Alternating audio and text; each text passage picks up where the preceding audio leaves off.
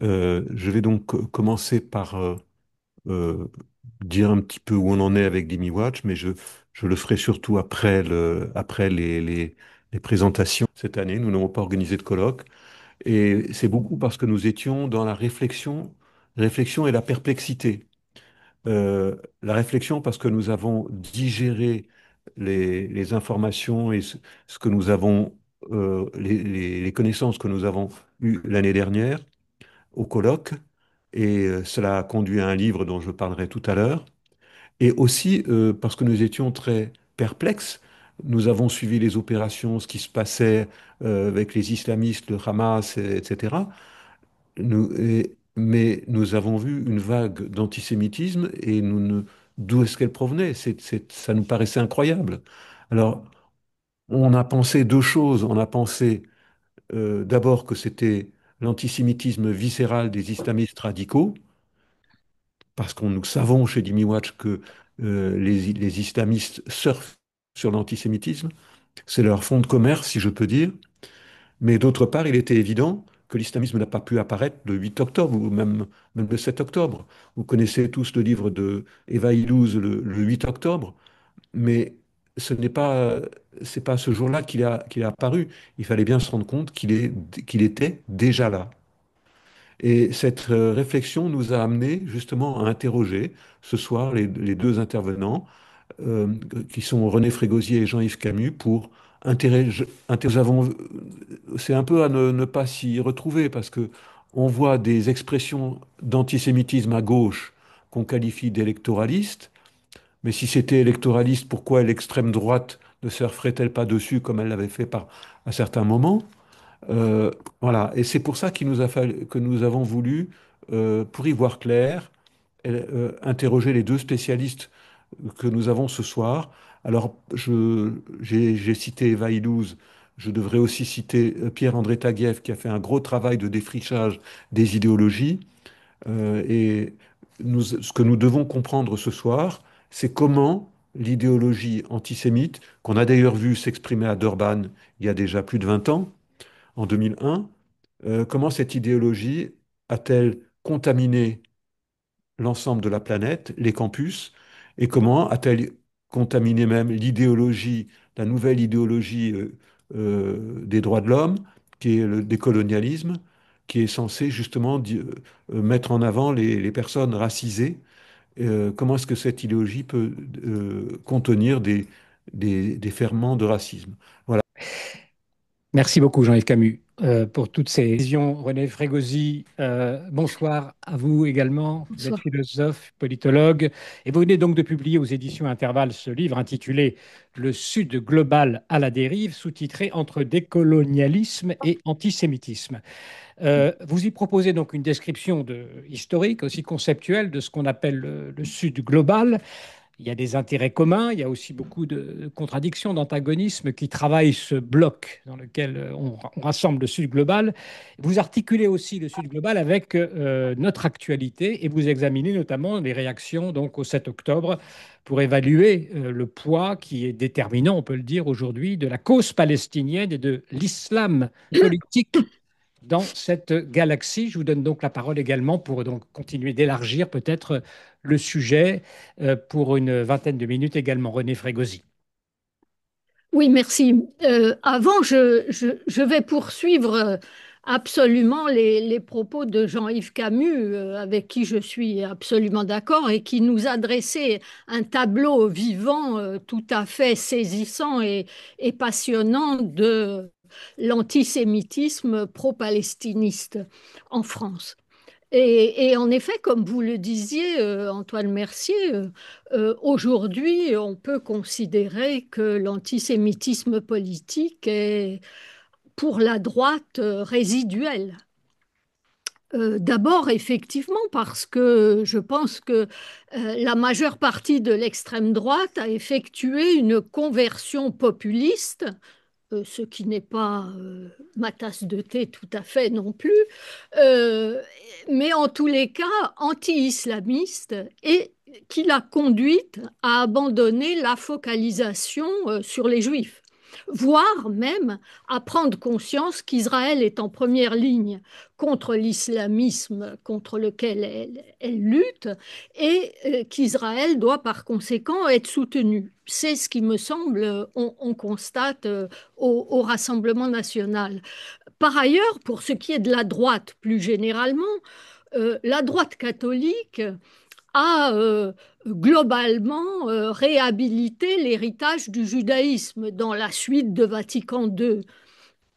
Et la droite politique a connu une évolution globale telle qu'elle a de fait marginalisé donc en son sein, il me semble, l'antisémitisme réactionnaire traditionnel de droite qu'on a connu en France massif.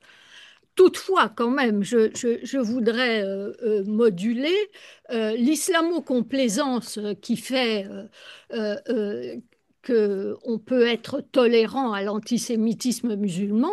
On le retrouve chez certains élus de droite aussi, et en grande partie, en l'occurrence, pour des raisons électoralistes. Mais par ailleurs, je noterai quand même que certaines personnalités de droite, par leur proximité notamment avec le Qatar, euh, prennent position, comme Dominique de Villepin notamment, prennent position et manifestent une détestation pour Israël qui confine à l'antisémitisme. Enfin, la dite, je mets des guillemets, politique arabe de la France, plutôt hostile à Israël, continue à animer le Quai d'Orsay, même s'il semblerait que cette position connaît un certain reflux. Mais en effet, c'est bien à gauche, et ce, au-delà, on l'a vu, de LFI et des Verts, et au-delà des partis politiques constitués, que l'on constate la progression continue d'un sinon nouvel antisémitisme, de nouvelles formes d'antisémitisme. Car l'action politique aujourd'hui, globalement, n'est plus cantonnée aux partis politiques proprement dits, mais est menée tout particulièrement à gauche, bien sûr, et du côté de l'islam politique a fortiori. Donc cette action politique, elle est menée beaucoup plus à travers des ONG, des associations, des médias, des mouvements informels, évidemment sur Internet, et des groupes d'activistes, on l'a vu, sans existence légale et un peu flou. Et donc cet antisémitisme, pour monter en généralité, après l'avoir vu actif sur le terrain, je dirais que cet antisémitisme peut être qualifié d'antisémitisme du ressentiment cristallisé sur Israël. Et cela, je pense, est le fait de trois évolutions conjointes de la gauche. Jean-Yves Camus a abordé la question. Donc, d'une part, moi, je vois la réactivation idéologique du tropisme révolutionnaire, qui permet d'ailleurs la convergence avec l'islamisme, lui aussi conçu, il se conçoit comme étant révolutionnaire, et il l'est d'ailleurs d'une certaine façon. D'autre part, donc deuxième type d'évolution à gauche, le glissement de la revendication d'égalité et de justice sociale, comme le disait Jean-Yves Camus, vers ce que j'appelle moi le justicialisme, c'est-à-dire une posture, la posture du justicier vengeur des petits qui sont bernés, dominés, exploités, dépossédés par les gros, par ces élites, on met des guillemets bien sûr, réputées perverses, arrogantes, licencieuses et surtout favorisées, à qui tout serait permis dans la plus totale impunité. Impunité, c'est un concept clé pour le justicialisme, bien sûr. Enfin, et c'est là où j'en arrive à mon Sud global, l'émergence précisément de ce qu'on appelle le Sud global, avec lequel la gauche se solidarise en renouant, comme l'a évoqué également Jean-Yves Camus, en renouant avec le tiers-mondisme. Donc, à la fois figure idéologique instrumentalisée par différents acteurs à travers le monde et en même temps, donc, conglomérat instable, hétéroclite de pays, d'organisations, d'intellectuels, de mouvements divers, le Sud global se coagule autour de la haine partagée pour l'Occident. On l'a vu notamment pour la France, comme l'a bien montré Jean-Yves Camus à l'instant, et donc contre l'Occident et sa pointe avancée au Moyen-Orient, Israël. La structuration de l'idéologie tiers-mondiste dans les années 60 avait commencé à réorienter en effet l'analyse marxiste, ou en tous les cas l'analyse de gauche, quoi, axée sur l'interprétation du monde à travers la lutte des classes, la lutte de la classe ouvrière, du monde ouvrier, etc. Donc, le tiers-mondisme avait réorienté l'analyse de gauche vers une nouvelle interprétation du monde, de moins en moins fondée sur cette analyse de classe et sur l'exploitation économique, et a imposé peu à peu une grille de lecture axée sur la, mettez des guillemets, la domination, concept très flou, la domination du Nord sur le Sud. Donc le tiers-mondisme considérait, donc cette idéologie tiers-mondiste, considérait alors que la seule cause du sous-développement et plus généralement, là encore guillemets, du malheur persistant des pays décolonisés du tiers-monde, la seule cause était la colonisation européenne. Et puis, on se mit à considérer que finalement, en fait, la décolonisation n'avait été qu'un leurre. C'était pas une vraie décolonisation, la décolonisation à laquelle on avait assisté avec l'indépendance des pays décolonisés. La colonisation se poursuivrait, nous dit-on, sous d'autres formes encore plus pernicieuses et fatales, qu'elle serait intériorisée dans les esprits, la culture, la langue, les mœurs et plus seulement les institutions. Le présupposé, qui est d'abord organisé comme post-colonial, considéra que le véritable enjeu était alors de sortir de l'emprise de l'Occident, de ses principes démocratiques et de sa vision universaliste. Les bases de la future idéologie décoloniale, dont a parlé aussi Jean-Yves Camus, étaient ainsi posées. Depuis les années 2000, on voit en effet se développer un nouveau militantisme de lutte contre la colonialité, et cela tous azimuts. Il s'agirait désormais de décoloniser les savoirs, la culture, des sciences humaines et sociales aux mathématiques, de la médecine au management, de la langue au cinéma, de la littérature aux arts graphiques, et ainsi dans tous les champs de l'activité humaine. Et la frénésie décoloniale a explosé en 1000 facettes du wokisme, qu'on a vu aussi dans les manifs, hein, donc, le coupable de tous les maux de la terre étant l'Occident universaliste, humaniste et sécularisé, voire pire, laïque, accusé d'être l'unique acteur qualifié de patriarcal, dictatorial, esclavagiste, colonialiste, génocidaire, sur toute la terre et à travers l'histoire. Les seuls. Il n'y a que l'Occident qui est comme ça. Or, dans ce tableau donc de l'épouvante occidentale, Israël est devenu la quintessence de l'Occident honni, la figure du Palestinien devenant en face emblématique, effectivement, comme l'a dit Jean-Yves Camus, du nouveau damné de la terre, synthèse du colonisé, de l'immigré, de l'arabe, du racisé, du musulman. La gauche politique participe ainsi pleinement de ce que l'on pourrait appeler un islamo-wokisme d'atmosphère.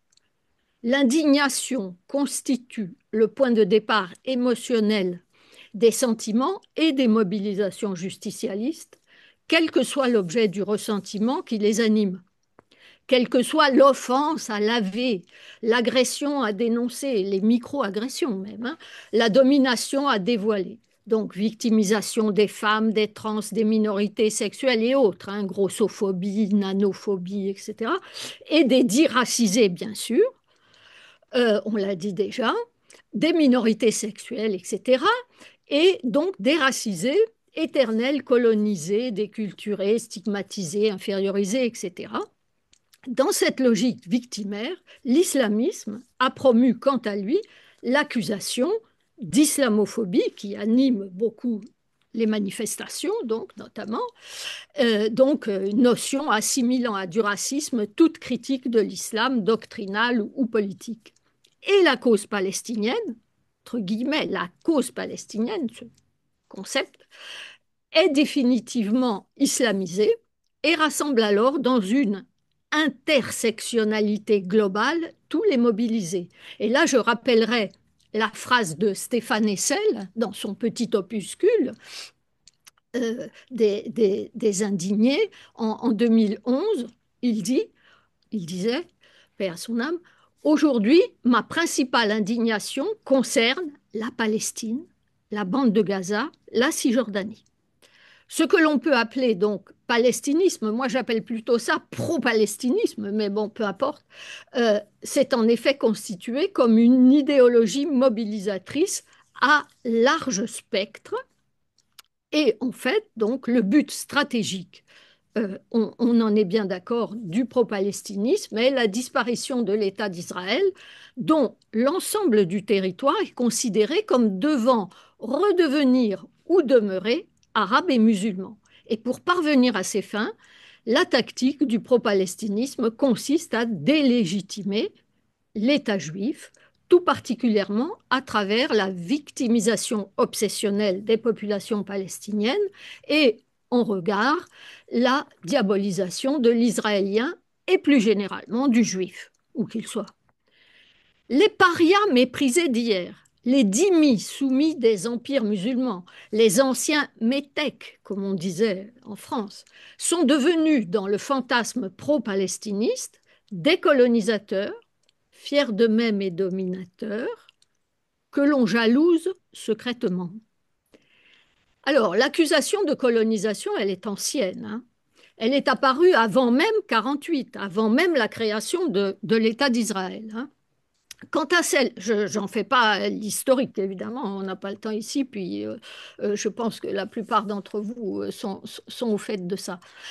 Quant à celle de génocide, cette accusation de génocide, on la retrouve déjà après les massacres de Sabra et Shatila, notamment, perpétrés par les milices chrétiennes au Liban en 82, alors qu'Israël est entré chez son voisin pour mettre fin, déjà, aux tirs de roquettes sur son sol et défaire la menace de l'OLP de Yasser Arafat, qui était retranché à Beyrouth. Or, à ce moment-là, Le Monde, le journal Le Monde, publie, vous voyez déjà, une pleine page rédigée par le tristement célèbre Roger Garaudy, affirmant que, alors là, je cite, vous mettez que des guillemets, le sionisme serait un racisme, on est déjà là dans tout le vocabulaire hier, hein, légitimé par l'argument de l'Holocauste. Ah oui, bien sûr, parce que les Juifs, évidemment, ils profitent de l'Holocauste. Et il ajoute, d'ailleurs, le génocide est inscrit dans les textes sacrés du judaïsme. Là, on a la totale. Donc, à nouveau à Durban en 2001, comme le disait Alexandre Feigenbaum tout à l'heure, lors des séances plénières de la première conférence contre le racisme et l'intolérance, donc grande conférence de l'ONU, les attaques contre Israël se sont multipliées. Yasser Arafat, n'hésitant pas à parler, je le cite, d'apartheid, d'épuration ethnique et même de génocide. Déjà. Et lors du forum des ONG, l'antisémitisme s'est déchaîné. Des slogans "Mort à Israël", "Mort aux Juifs" ont été scandés et des agressions physiques ont été commises contre des Juifs et des soutiens d'Israël. Sur les panneaux et les banderoles, on pouvait lire "One Jew, one bullet", un juif, une balle, et les protocoles des sages de Sion et Mein Kampf étaient vendus sur des stands de certaines ONG. Donc là, tout était très clair. Dès lors, des campagnes régulières du mouvement BDS, dont parlait également Jean-Yves Camus, boycott, sanction des investissements, sont menées contre les produits israéliens et ceux qui les vendent, et l'ONU elle-même étant donné le rapport de force des États maintenant présents dans l'ONU, l'ONU est devenue un forum permanent de la dénonciation d'Israël. L'organisme UN Watch dénombre à ce jour 170 résolutions condamnant Israël entre 2015 et aujourd'hui, donc moins de 10 ans, tandis que dans le même temps, seulement 9 résolutions contre l'Iran, 10 pour la Corée du Nord, 12 pour la Syrie, 25 pour la Russie, 11 pour les États-Unis, mais aucune, zéro, zéro, pour la Chine, Cuba, au hasard, hein, le Qatar, le Venezuela, le Pakistan, le Zimbabwe, bon, et tant d'autres. Et même une commission spéciale pour enquêter sur le dit conflit israélo-palestinien a été mise en place en 2001 et à ce jour, elle n'a évidemment, je dirais évidemment, condamné que la partie israélienne. Donc c'est dans ce contexte qu'à la mi-juillet 2020, un nouvel hashtag est apparu sur les réseaux, hashtag Jewish Privilege, privilège juif. Il est tout à fait symptomatique, à mon avis, de la transformation de cet antisémitisme de gauche du ressentiment. Après la transposition de la théorie du privilège social à celle de privilège blanc, par l'intermédiaire de la théorie critique de la race, une nouvelle théorie spécifique, la théorie du privilège juif, est désormais à l'œuvre, considérant les juifs comme des super blancs. Donc après les massacres génocidaires du 7 octobre 2023, on aurait pu penser que le point de vue sur les juifs et les Israéliens aurait changé. Or, cette accusation selon laquelle Israël commettrait précisément un génocide sur le peuple palestinien, c'est de façon surréaliste, trouvée, réactivée avec une vigueur nouvelle même. Plutôt que d'apaiser la passion pro-palestiniste, en fait, l'horreur des massacres du Hamas et son intention génocidaire manifeste, pour le coup, ont au contraire libéré, comme on aime à le dire désormais pour le victimisme revanchard de tout poil, hein, donc ces massacres, l'horreur de ces massacres a libéré la parole et les actes anti-juifs. Et depuis, sans recul, on prend pour argent comptant les informations et les chiffres diffusés par les organes et les affiliés du Hamas quant au génocide, à l'épuration ethnique et à la fameuse famine censée être organisée par Israël. Avant même la riposte israélienne, donc sur la bande de Gaza, dans de grandes villes occidentales et tout particulièrement sur les campus universitaires. Donc, ce n'est pas les partis politiques, hein, c'est beaucoup plus diffus à gauche. Donc, sur les campus universitaires, notamment aux États-Unis, mais beaucoup en Europe et en France notamment, des mobilisations se sont élevées contre Israël en écho à la rue arabe, aux manifestations monstres qui s'étaient développées dans les pays arabes. Et les slogans ont très vite été accompagnés par des actes antisémites en augmentation exponentielle, on le sait, en Europe, notamment en France, comme aux États-Unis.